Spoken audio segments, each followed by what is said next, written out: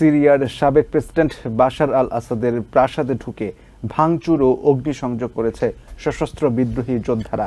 সেখান থেকে জিনিসপত্র লুটপাট করেছে দেশটির গ্রামাঞ্চল থেকে আসা সাধারণ মানুষ।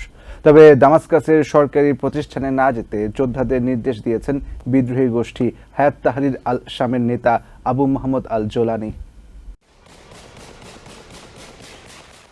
সিরিয়ায় বাশার আল আসাদ সরকারের পতনের পর তার বাসভবন সহ বিভিন্ন গুরুত্বপূর্ণ প্রতিষ্ঠান থেকে অর্থ সামগ্রী ও জিনিসপত্র লুটপাট করেছে সশস্ত্র বিদ্রোহী গোষ্ঠী ও দেশটির সাধারণ মানুষ। দেশটির রাজধানী দামাস্কাসে বাশার আল আসাদের বাসভবন আল রাউদার সামনে বন্দুক থেকে ফাঁকা গুলি ছুড়ে উল্লাস করে একদল সশস্ত্র বিদ্রোহী।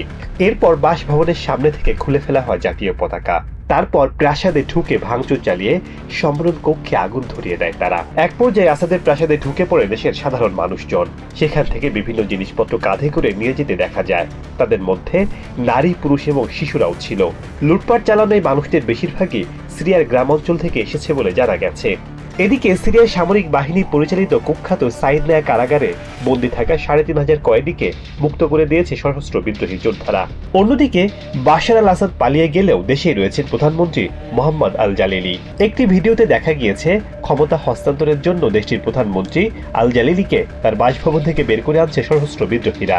বিদ্রোহী গোষ্ঠী হায়াত তাহরির আল শামের নেতা আবু মোহাম্মদ আল জোলানি এক বিবৃতিতে বলেছেন, আনুষ্ঠানিকভাবে ক্ষমতা হস্তান্তর না হওয়া পর্যন্ত সরকারি প্রতিষ্ঠানগুলো মোহাম্মদ আল জালালির অধীনে থাকবে।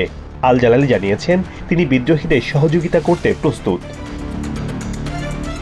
Sheikh Sadim Arjan, TVN 24 news desk. New York থেকে সম্প্রচারিত TVN 24 টেলিভিশন বিশ্বজুড়ে বাঙালির কণ্ঠস্বর।